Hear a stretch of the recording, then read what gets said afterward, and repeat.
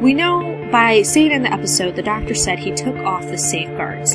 So that is most likely why he could go to the end of the universe, even though he said he is not supposed to do it.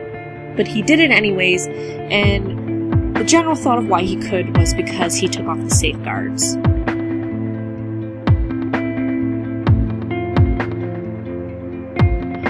Most likely, the reason why Clara could end up taking the TARDIS to Gallifrey, even though it is time-locked, is because of the moment. So, the fact that Clara talked to the Doctor as a little boy and gave him the courage as the War Doctor to come to the barn to make the decision. Also, the fact that Clara, coming to the Doctor as a little boy and giving him the courage, the fact that he did become the Doctor and he was brave and he turned his fear from being cowardly and afraid and mean into using it to help people. So if those things wouldn't have happened, the Doctor wouldn't be the Doctor. So therefore, we can state that Clara going back in time was a fixed point in time. It had to happen. So even though Gallifrey is locked, the moment still has the power to make things happen.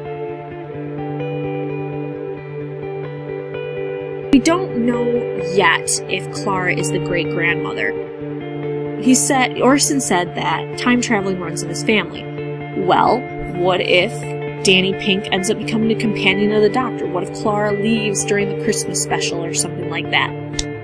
It doesn't necessarily mean that Clara is the great-grandmother, although they are kind of heavily implying it. But you have to realize that Moffat likes red herrings, and Moffat really likes to kind of distract you with things. So right now it's really up in the air. She could be the great-grandmother, she could not, we don't know.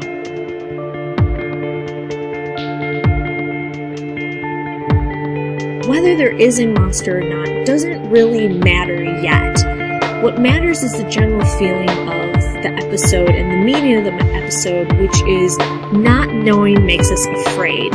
We could figure out later on that there was a monster, and maybe Moffat will take it that direction, maybe the writers will take it that direction, and we'll figure out that it wasn't. But it very well could have been.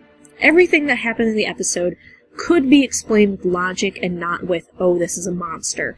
So we don't necessarily know yet whether there was a monster or not. It could go both ways.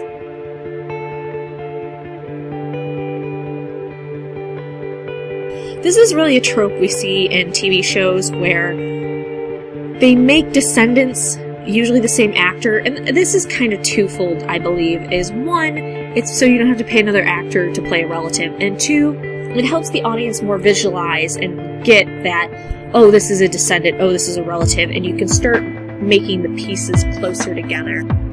As always, like, subscribe, it really helps us out. You can follow us on any of the social medias or visit our site.